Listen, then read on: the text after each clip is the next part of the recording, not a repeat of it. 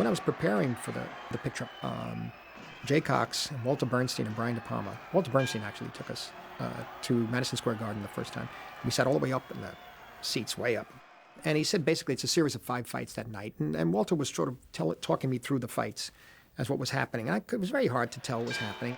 And then I realized I don't know how to shoot 2 guys in a boxing ring. I just don't know how to shoot it. And then Brian De Palma looked at me at one point and he said, "Good luck."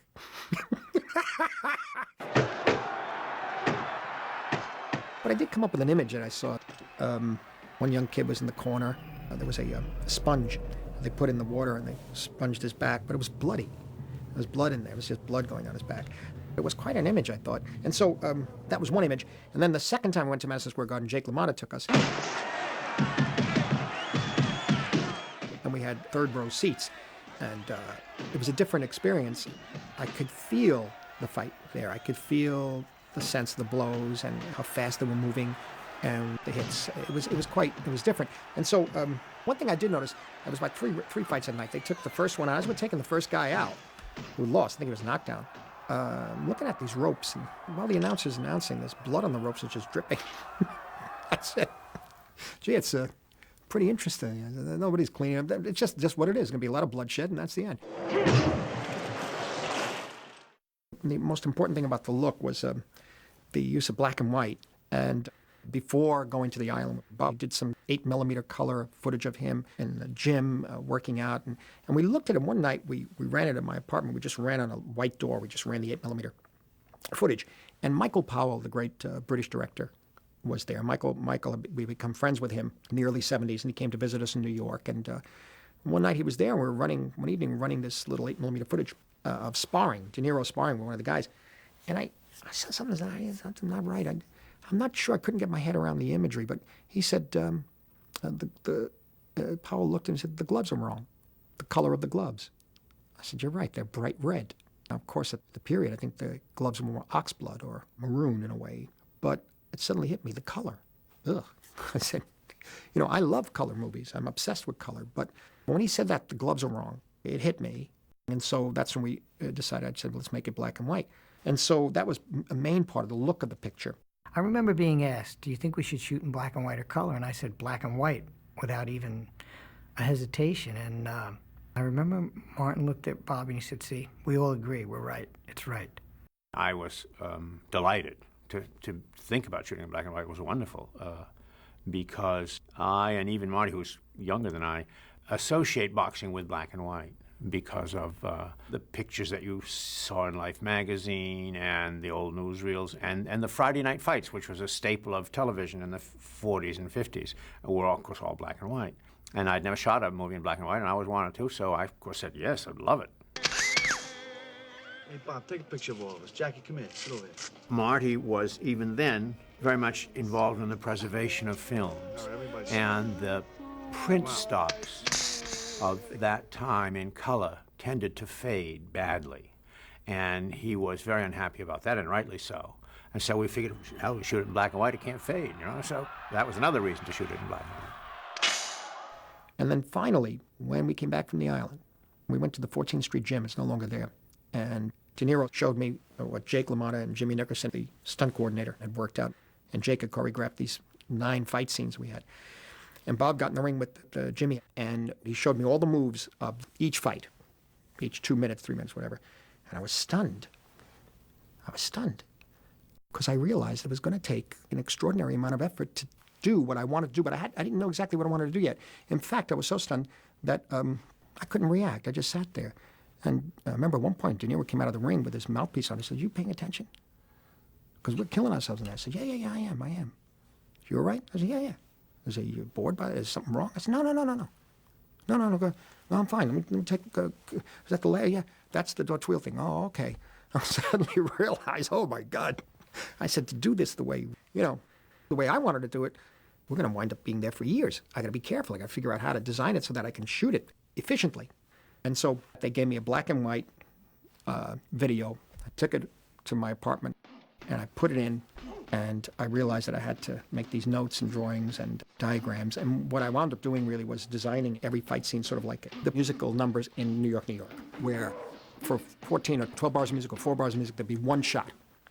And that shot would have a beginning, middle, and an end, which would cut on to another shot for the next part. No 3 cameras, no 5 cameras, just intercutting later, more selecting in the editing room, was really directing for an emotional and psychological impact per shot. And so I devised the sense of how to approach the boxing as choreography, as music, really, just as music, and to go for every possible camera move and surprise. They were very much made to be dance sequences. And each fight was supposed to be in a different style. One was going to be handheld, one was going to be long lens, one was going to be this, one was going to be that. And they were, by and large. You know, each fight was in a somewhat different style. And it was like, this fight is a tango, that one's a foxtrot, this is a mambo, this is a waltz. It was very much like dancing. And one of the rules, by the way, was that most of the fights, the actual fights, are in normal speed, whereas often the things in the corner were at various high speeds.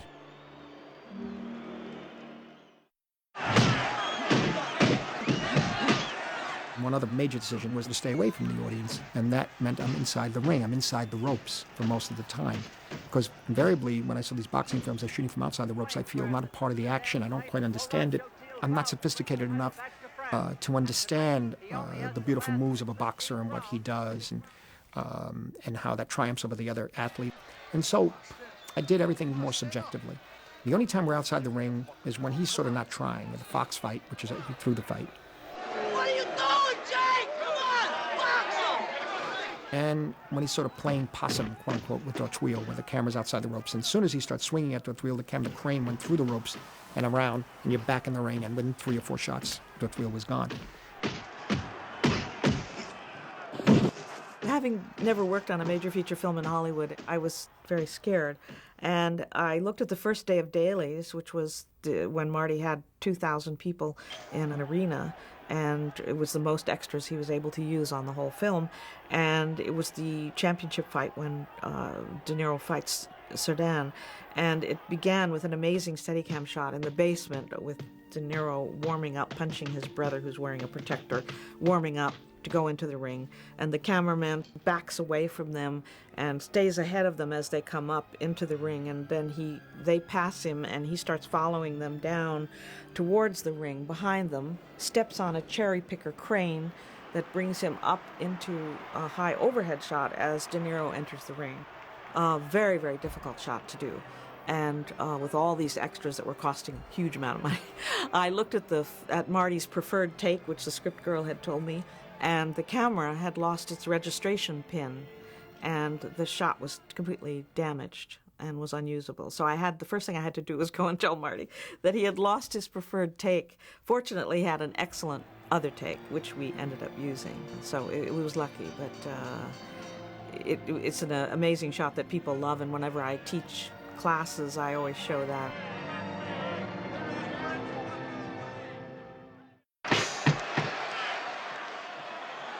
Marty had actually designed how each shot was going to connect to the next shot, and only wanted one camera in the ring because he wanted it to be his eye.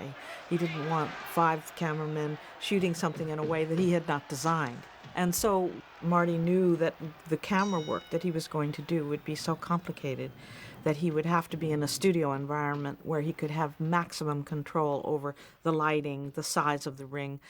So he decided to do it all in a very intense period of shooting in a studio environment. And he changed the size of the ring, the way the lighting was, the design of the shots, depending on Jake's emotional state of mind at the time. So, for example, the first time you see him knock down Sugar Ray Robinson, his great rival, the ring is large and sweeping. The lighting is bright because of the elation of this moment for Jake. But later, when he loses a fight with Sugar Ray, Marty shot the entire scene through flames that were underneath the lens, creating a mirage-like effect. And it starts as a big, high, wide shot. The ring is dark and smoky. It looks like you're descending into hell. And every shot is filled with smoke. And even when Jake sits down, when De Niro sits down in the corner, there's a rope across his eyes. That was all very carefully thought out by Marty. And so it went with all of the fights. He was very precise in what he wanted. I mean, we spent, if you think of all the fight stuff, 8 or 9 weeks. in the studio area, then out at the Olympic Stadium for I forget how much time. I'd say maybe a week or more. I forget, but half the movie was shot in the ring.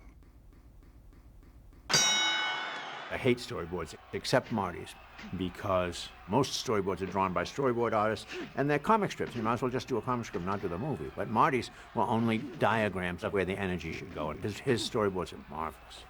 The main sequence in which we used the storyboards a lot was the final beating that Jake takes from Sugar Ray Robinson. He refuses to go down. He was famous for never going down. He said he could take any amount of punishment, and he proved it in that fight. It's terrifying. And Marty had done elaborate storyboards for all of the many, many shots that he took for that sequence.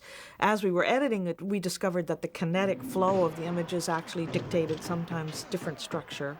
So we spent a long time on that sequence, juggling the shots around. So the storyboards were very, very important. But in that particular sequence, we did violate them.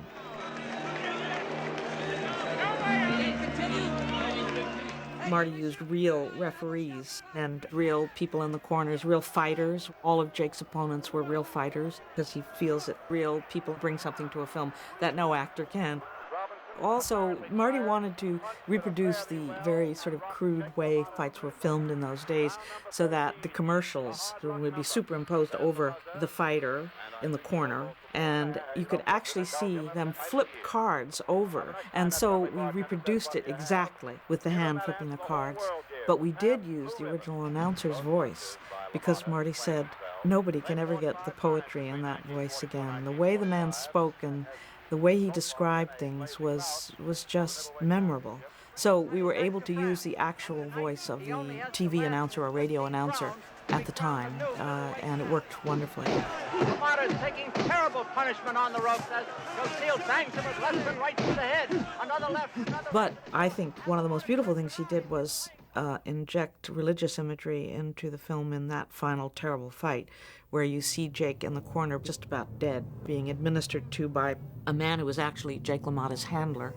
And the way he's moving, he's putting Vaseline on his face, but the way he's moving is almost as if he's giving him the last rites. Very, very moving. In the credit sequence, where he is in slow motion in the ring, there are a series of flashbulbs going off in the background as he's doing it, and that was in fact me, all wrapped up in black velour, so you wouldn't see anybody, and I would just shoot and then reload in the dark. Somebody would kind of lead me around because I could barely see because I was all covered in black, and then I'd go to somewhere else and I'd flash.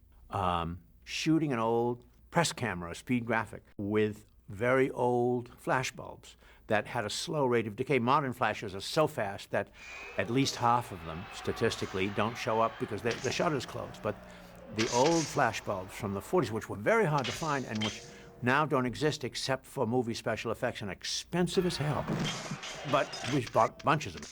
And because they were these old flashbulbs with a very slow decay rate, most of them showed up.